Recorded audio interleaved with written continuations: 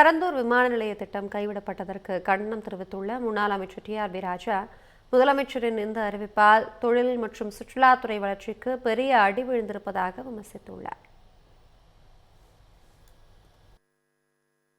தமிழ்நாட்டுக்கு ஒரு மிகப்பெரிய ஒரு கருப்பு நாள் என்றுதான் நாம் சொல்ல வேண்டும். தொழில் வளர்ச்சிக்கும் உட்கட்டமைப்பு வசதிகளில் ஒரு மிகப்பெரிய பின்னடைவை சந்தித்த நாள் இன்று 24 ஆகஸ்ட் 2026 என்று வரலாறு சொல்லும் அளவிற்கு பொருளாதார வல்லுநர்கள், தொழில்நுட்ப வல்லுநர்களிடம் கேட்டு பிறகு தேர்வு செய்யப்பட்ட பரந்தூர் விமான நிலைய திட்டத்தை இன்று தாவேக அரசு டிராப் செய்துள்ளது, கைவிட்டுள்ளது. இது ஒரு விமான நிலையத்தை மட்டும் கைவிட்ட மாதிரி எனக்கு தெரியல. ஒட்டுமொத்த தமிழ்நாட்டின் வளர்ச்சியே, தொழில் வளர்ச்சி மட்டும் சொல்லலை, மொத்த வளர்ச்சி, இன்ஃபேக்ட் டூரிசம்க்கெல்லாம் பெரிய அடி.